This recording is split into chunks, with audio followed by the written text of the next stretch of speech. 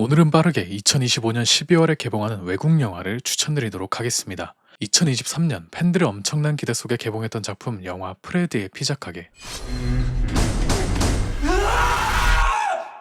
그 후속편인 프레디의 피자 가게 2가 12월 3일에 돌아옵니다. 지난 1편 2천만 달러로 제작해 2억 9천만 달러라는 엄청난 수익을 벌어들인 덕분에 이렇게나 2편이 빨리 개봉할 수 있었는데요. 잘 모르시는 분들에게는 그 정도인가 싶은 영화였지만 해외 팬들에게는 팝콘 지수 86%를 기록했을 정도로 대박을 친 영화이기도 했습니다. 하지만 바로 옆 로튼 토마토 지수가 33%인 것처럼 처음 보는 관객들에게는 다소 진입하기 어려운 장벽이 있는 작품이기도 했죠. 게임을 찍고 나온 수준이었다는 애니메트로닉스들의 비주얼은 CG가 아닌 실물 로봇을 사용해서 더 몰입감을 극대화시켰고 팬들을 위한 이스터에그와 게임 속 사운드를 디테일하게 챙겨 그만큼 더 호평을 받은 작품이기도 합니다. 평가가 어쨌든 제작비 대비 14배가 넘는 수익을 벌었다면 그게 바로 흥했다는 증거겠죠. 덕분에 프레디의 피자 가게 1편은 파라노말 액티비티 시리즈와 인시디어스 등 호러 영화로 이름을 알린 제작사 블루마우스의 최고 흥행작으로 등극했습니다. 평론가들에게는 냉혹한 호평을 받았지만 팬들에게는 최고의 찬사를 받은 작품이었죠. 2편은 1편의 결말에서 이어지는 이야기이며 1편 사건으로부터 1년 후의 시점을 다룬다고 합니다. 2편에서는 새로운 애니메트로닉스들이 등장할 예정이고 예고편에서는 맹글의 모습도 확인할 수 있었는데요. 이전 편 애니메트로닉스들과 친구가 되고 싶었던 마이크의 동생 에비는 그들을 잊지 못하고 또 애니메트로닉스들은 에비를 포기하지 않아 예고편에서 에비를 꼬드겨 어디론가 이끄는 모습을 보여줍니다.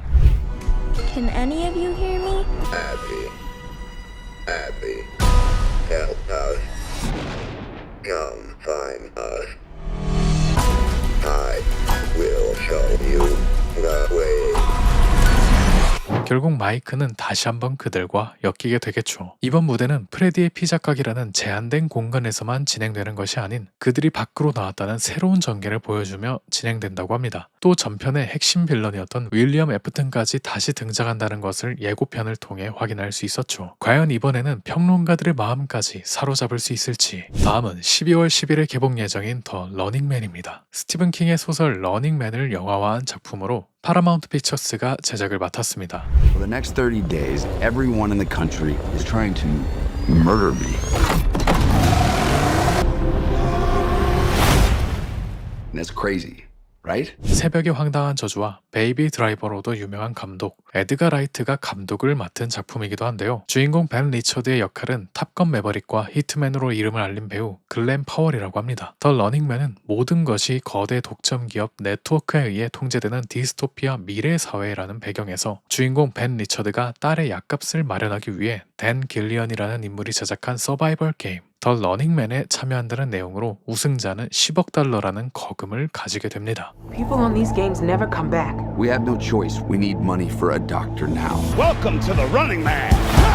Contestants will be hunted for 30 days.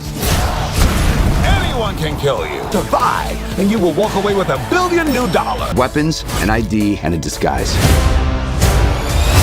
Holy shit. Is that C4? 30일간 살아남기만 하면 10억 달러인데 그 상대가 헌터라 불리는 실제 킬러들입니다. 이제까지 출연했다가 살아남은 사람은 단 한 명도 없다고 하는데요. 존윅 3편에서의 존윅처럼 전 세계의 킬러들에게 쫓기는 존윅 체험을 돈 받으면서 하는 거죠. 그런데 실제로 죽을 수도 있는. 놀랍게도 더 러닝맨이라는 영화는 같은 소설을 원작으로 1987년에 개봉한 적이 있습니다. 내용도 비슷한 내용으로 그 당시 주연은 아놀드 슈왈제네거였죠. 1987년작의 내용은 주인공이 러닝맨 쇼에 참여하게 되어서 킬러들에게 쫓긴다는 내용으로 1987년작은 폐허가 돈 도시의 일부 구역을 무대로 하지만 이번에 개봉하는 더 러닝맨의 무대는 미국 전역이라고 합니다. 1987년작이 진짜 쇼라는 이미지에 맞게 킬러들의 외형도 좀 예능처럼 꾸며놔 흡사 프로레슬링을 보는 듯한 느낌이 있는데 2025년에 개봉하는 버전은 좀 더 현실성 있고 스케일은 더 커진 작품이라고 보면 되겠습니다. 아놀드는 힘캐로 나와 때려잡는 주인공이었다면 이번 주인공 벤 리처드는 하루 종일 도망다니면서 힘보다는 머리로 킬러들을 상대하는 주인공이죠. 또 재미있는 점은 원작 소설에서 설정된 배경 시간대가 2025년인데 이번 리메이크 영화가 개봉하는 것도 2025년이라고 합니다. 어쩌면 이 점을 노렸을지도 모르겠네요. 다음은 앞서 소개한 더 러닝맨의 원작 소설가 스티븐 킹의 또 다른 작품인 샤이닝의 재개봉 소식입니다. 이제는 밈으로도 유명한 작품이기도 한 Here's Johnny.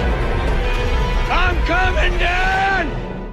공포 영화의 교과서라고도 불리는 영화죠. 개봉 당시에는 최악의 감독상과 최악의 여우주연상 후보에 오르고 원작자 스티븐 킹마저 껍데기만 화려한 영화라며 공개적으로 비난하기도 했지만 40년이 지난 지금에서야 호평을 받은 작품이기도 합니다. 주인공 잭은 겨울 동안 호텔을 관리할 관리인으로 일을 하게 되고 폭설로 외부와 단절된 예정인 호텔에 혼자보다는 가족과 함께 있는 게 낫겠다 싶어 아내 웬디와 아들 데니를 함께 데려간다는 것이 이야기의 시작인데 알고 보니 호텔에는 끔찍한 악령들이 돌아다니고 있었죠. 아들 데니는 텔레파시 능력 샤이닝을 가지고 이곳이 위험하다는 걸 인지하지만 악령의 속삭임에 점점 미쳐가던 잭은 이성을 잃고 아내와 아들을 사냥하기 시작합니다. 아무도 오지 않는 호텔 안에서 말이죠. 그 속에서 우리는 웬디의 표정을 집중해서 잘 봐야 합니다. 그 공포에 질린 표정은 연기가 아니라 실제였기 때문인데요. 이제는 너무 유명한 이야기, 웬디 역할을 맡았던 배우 셜리 듀발의 이야기로 당시 스탠리 큐브릭 감독은 완벽한 영화를 원했기에 셜리 듀발을 실제로도 철저히 따돌리며 괴롭혔다고 합니다. 스태프는 그녀를 멀리했고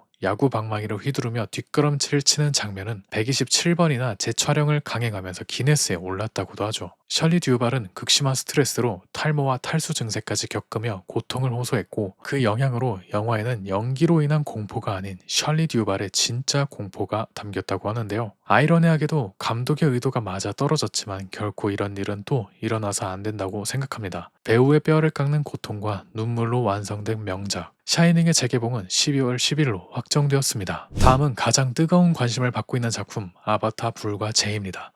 This is the only pure thing in this world. The fire came from the mountain, burned our forest. My people cried for help. But Eva did not come.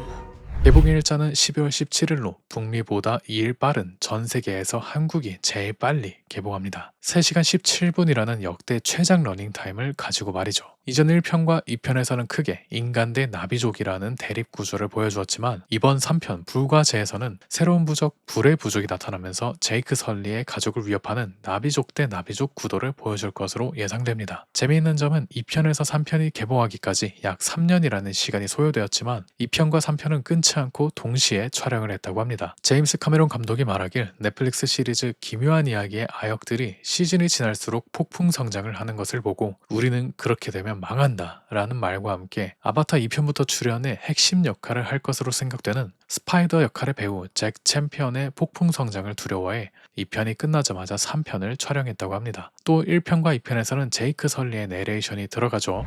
The Father protects. It's what gives it meaning. One life ends, another begins.